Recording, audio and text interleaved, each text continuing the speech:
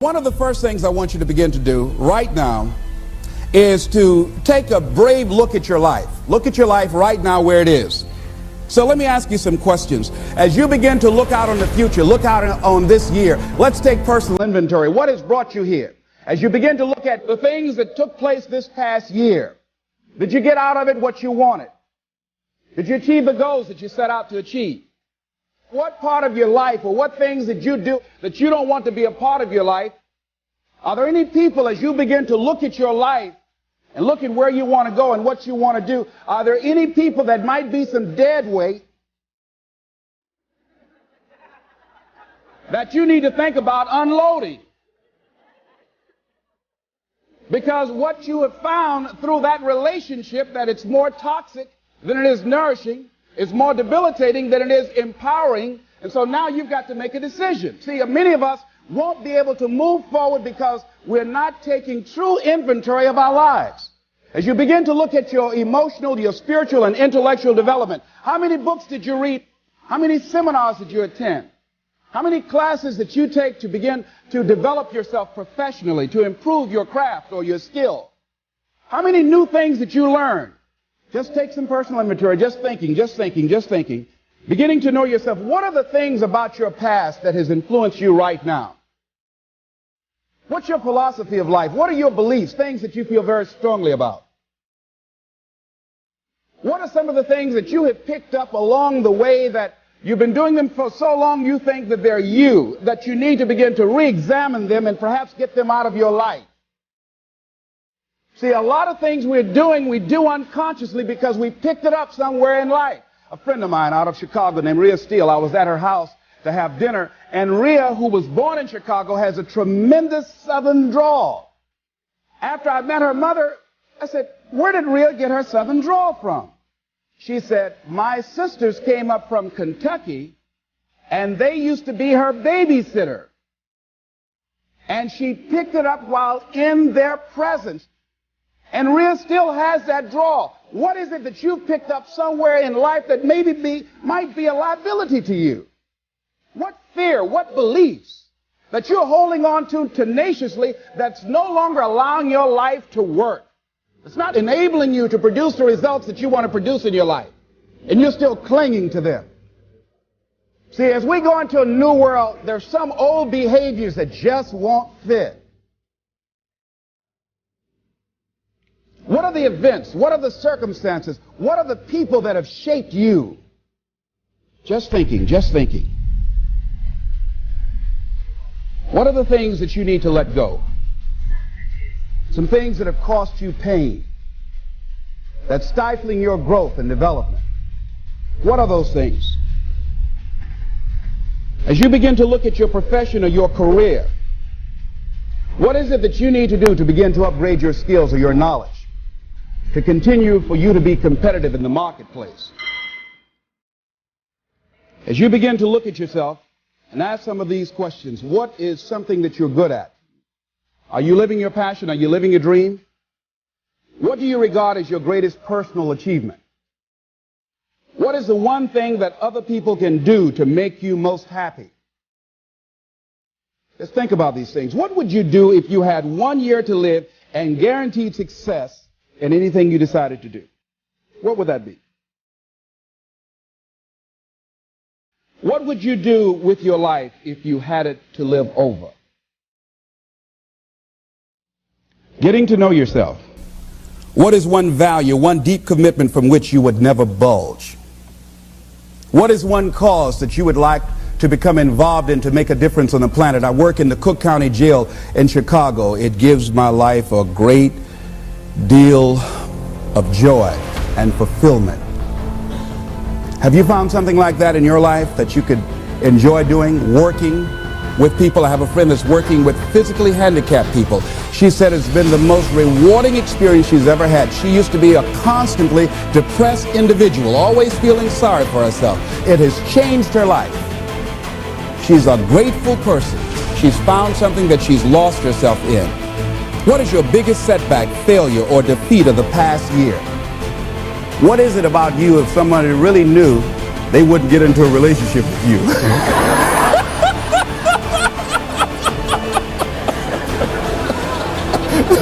Now don't go tell it. But once you acknowledge what that is, then start working on it and change it. Change that. It's easy to blame the other person, but start taking ownership for where you are. Are you proud of how you have been living your life?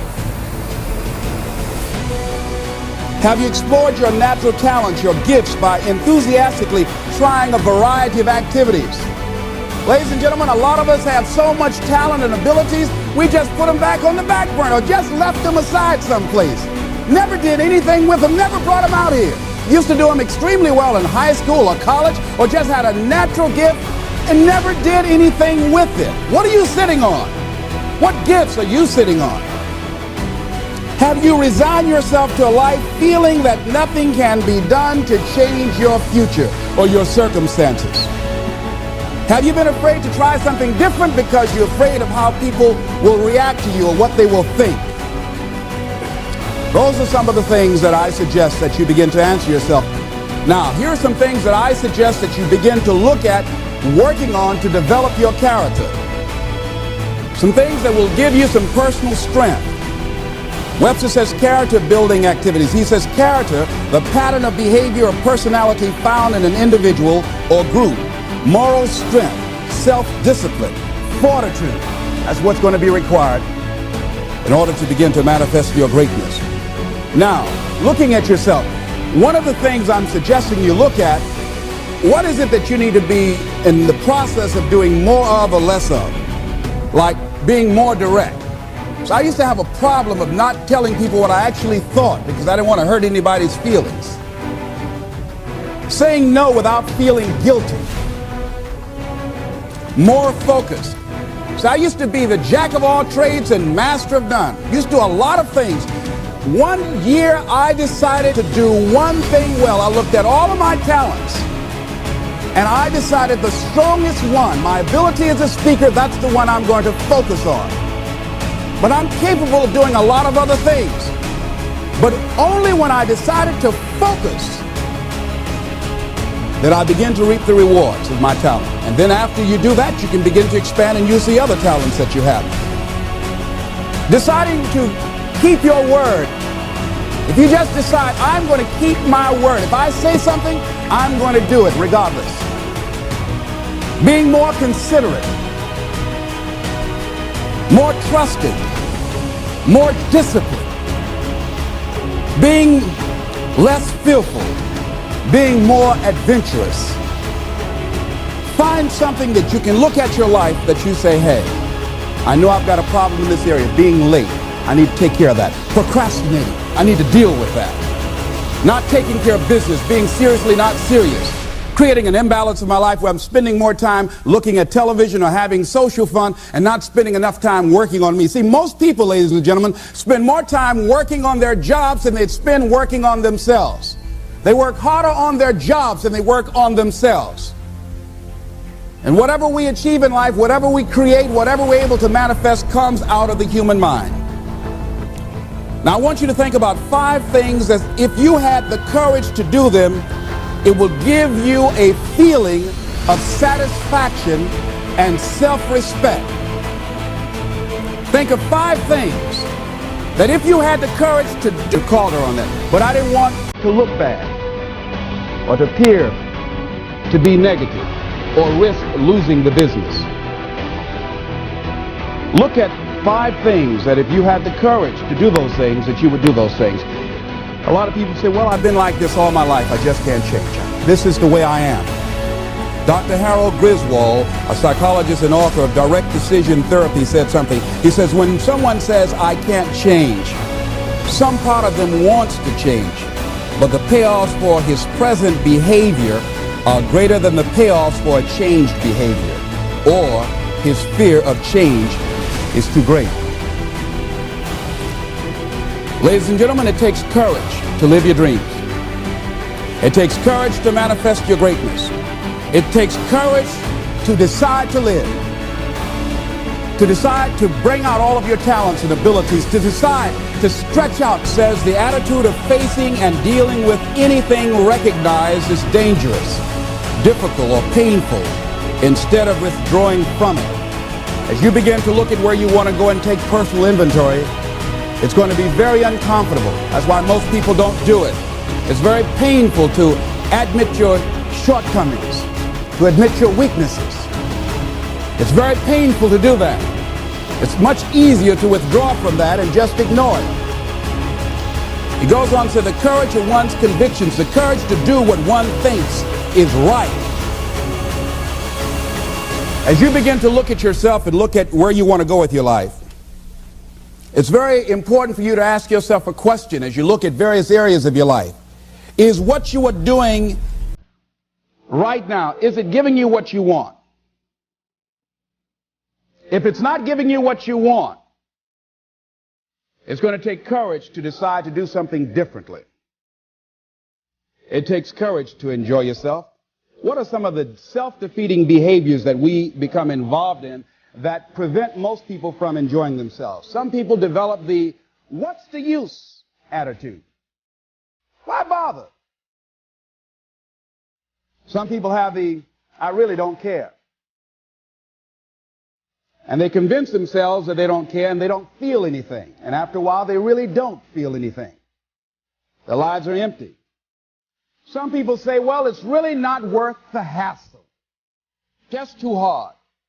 It doesn't bother me anymore. The fact that I'm not living out my dream. The fact that I'm capable of doing more and I'm not doing it. The fact that I'm content but I'm not fulfilled. The fact that I'm not living my dream. Tom Rusk and Randy Reed, in a book called I Want to Change But I Don't Know How, said people go through life many times playing it safe. He says that's the secret hope, that they say to themselves, if I never let myself feel too good, maybe I'll never get hurt too badly. A lot of people don't ever do the things they're capable of doing because they allow themselves to go along with the crowd, following the crowd.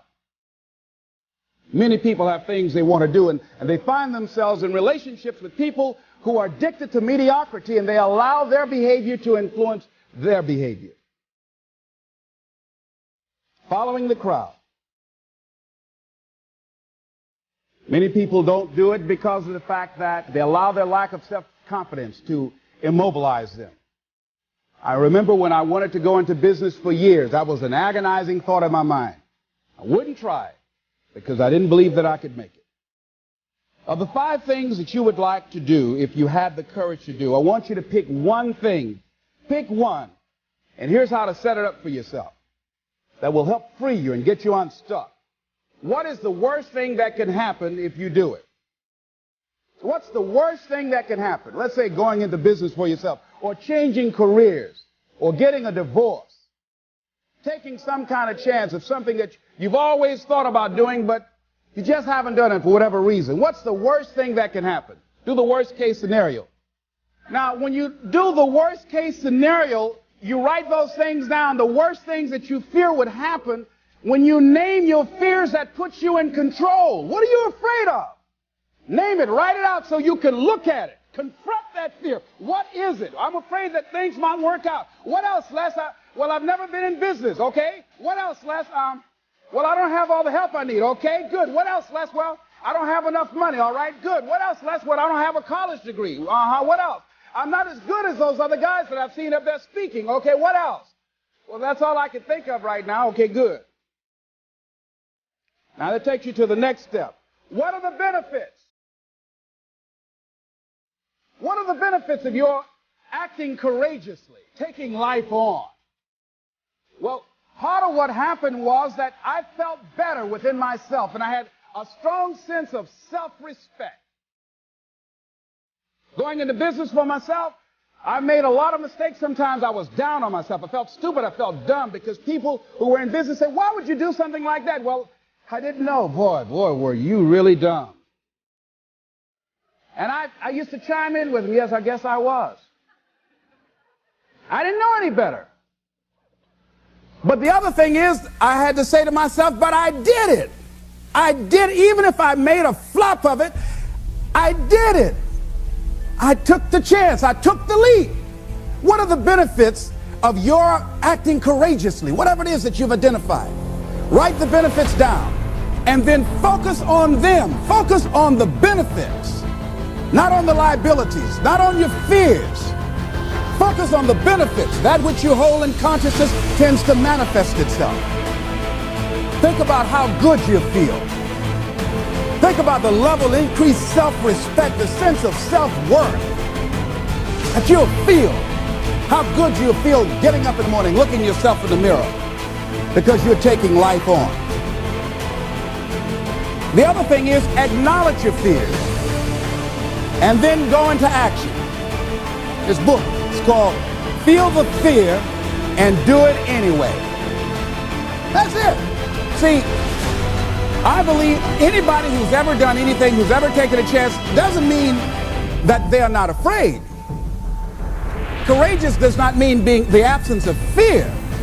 I think that being courageous is willing to do it because that's what you feel, and you're going to do it anyhow, regardless. You're not going to be immobilized by your fears or your doubts. You admit, okay, I'm scared to death. Now, okay, what is it that I must choose to do?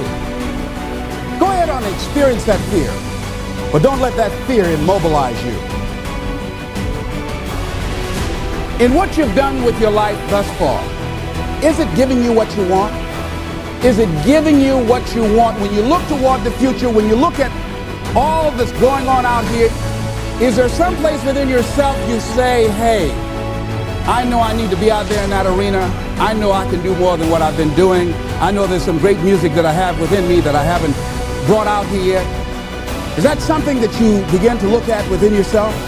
So I used to do that, and I used to go to big rallies and see guys up speaking when I wasn't courageous enough to go out there and say, hey, my name is Les Brown, the motivator, Mamie Brown's boy, I want to talk.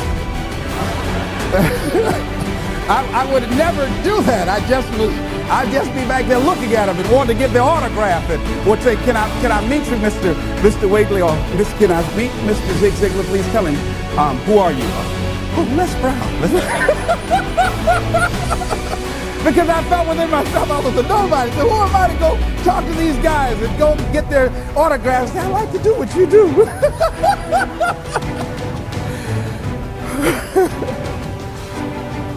See, I say if you look at your life, and if you're not getting what you want, you owe it to yourself to do something differently. If you're on a job, 85% they say of Americans go to jobs that they're unhappy. If you're doing something 8 hours a day that you don't like, it's not giving you what you want, it's not giving you a strong feeling of satisfaction and fulfillment, you're miserable, you hate to go there, you're depressed just thinking about it, you sing the Thank God It's Friday song every week, it's giving you headaches just thinking about it on Sunday afternoon after the football game goes off. If that's what it is, you owe it to yourself to start strategically working to change directions. See, but you know what most people do? Most people will resist change. Most people will fight change as if change would be worse than what they're experiencing. See, they know this. They're familiar with this. Most people will not challenge the unknown. They won't just step out there.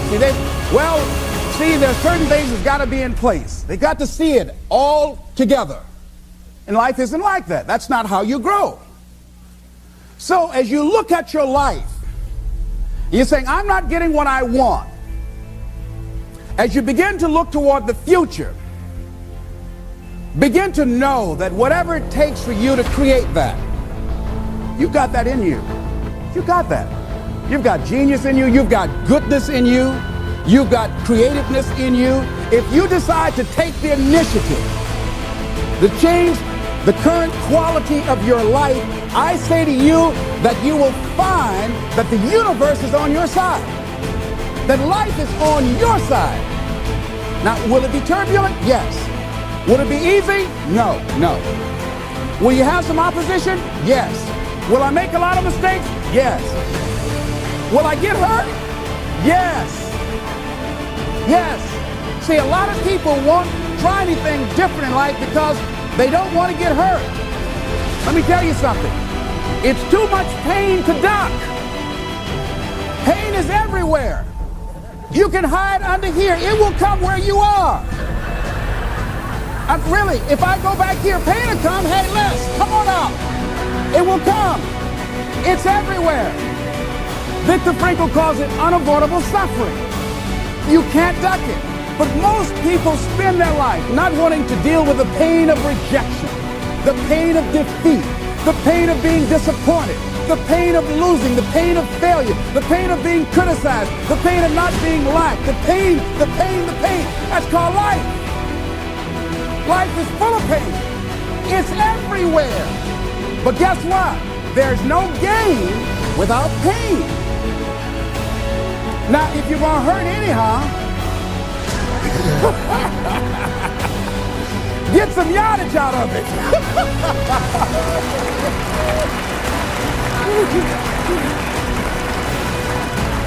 Because it's the pain of regret that you experience.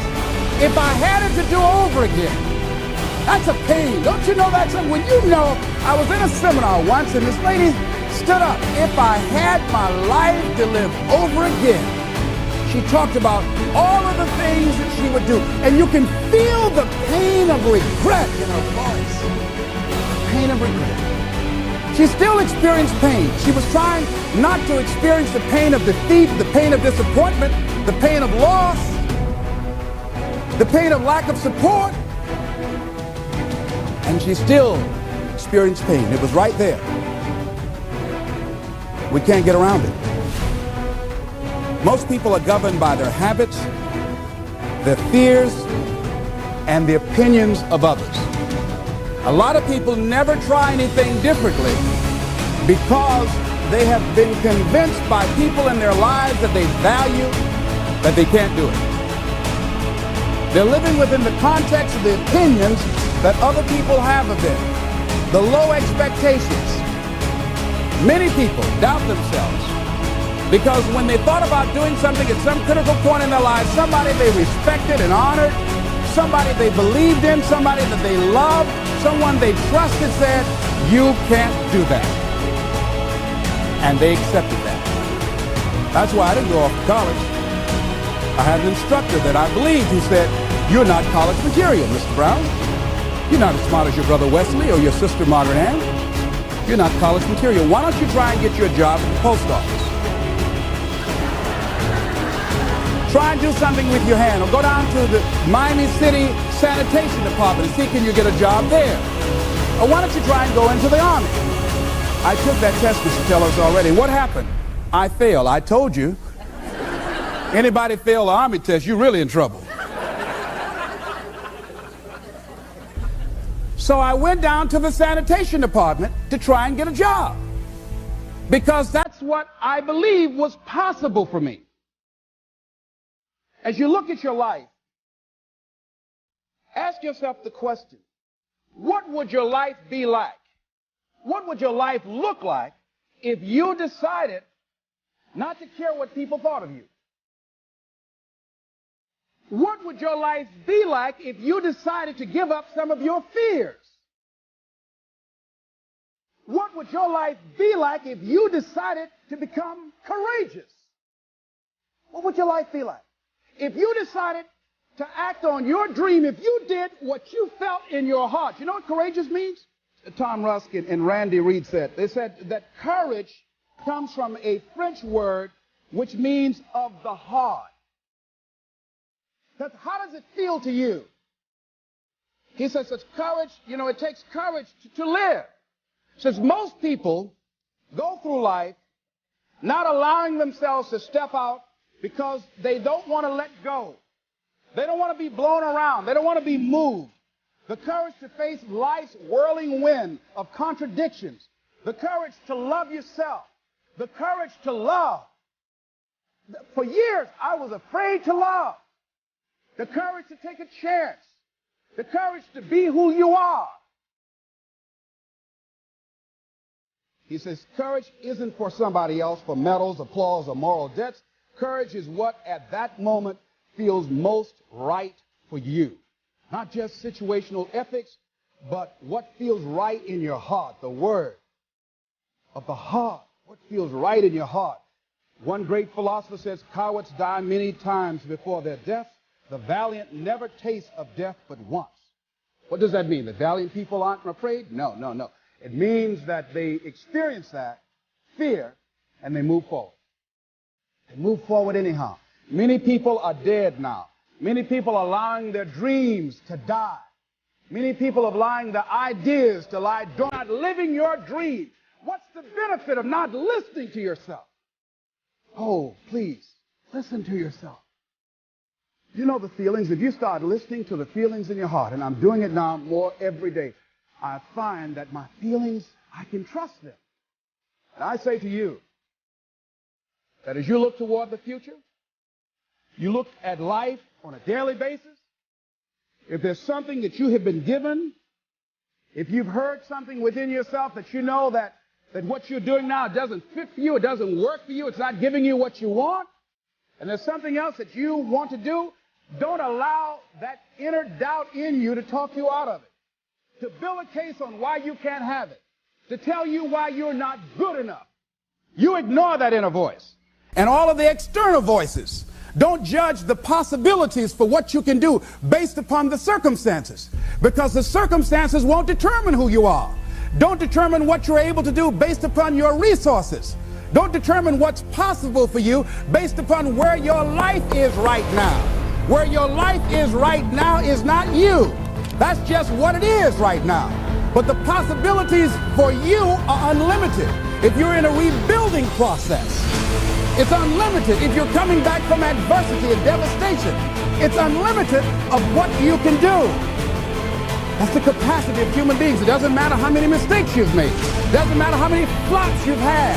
It doesn't matter how much money you've lost. In fact, I see it only as an investment. What you learn from life, not losses, but investments, what's possible for you.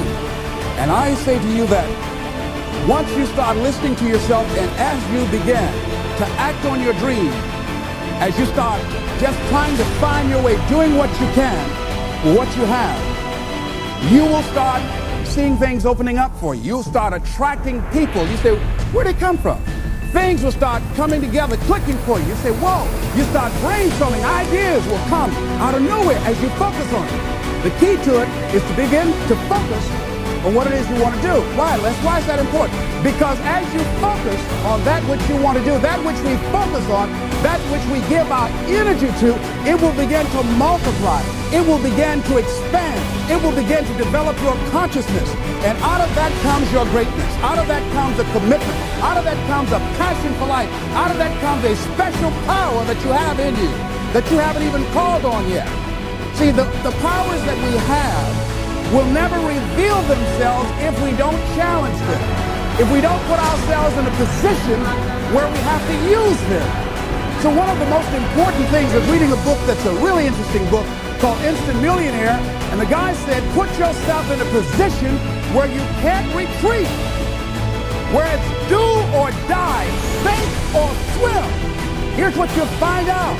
You'll develop incredible swimming skills, or swallow half the pool of life.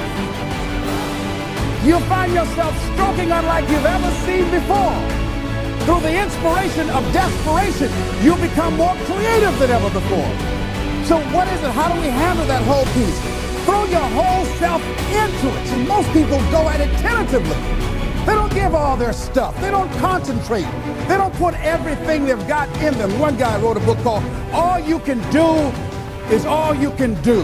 And all you can do is enough. But he said, make sure you do all you can do. And if we're honest this evening, we know that we haven't done all we can do. So as we look at the future, we can decide that from this day forward, as I look at my personal relationships, if I look at my professional relationships, if I look at my family relationships, if I look at all the dimensions of my life, looking at myself mentally, emotionally, and spiritually, I'm going to do all I can do to develop me, to bring my talent out here, to make a contribution to life. I don't know what you want to do.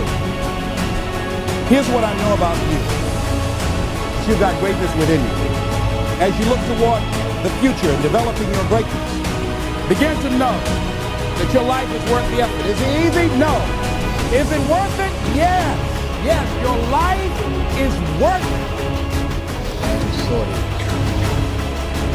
This is Mrs. Mamie Brown's baby boy, Leslie Calvin Brown, saying it's been a plum-pleasing pleasure as well as a privilege. Thank y'all again.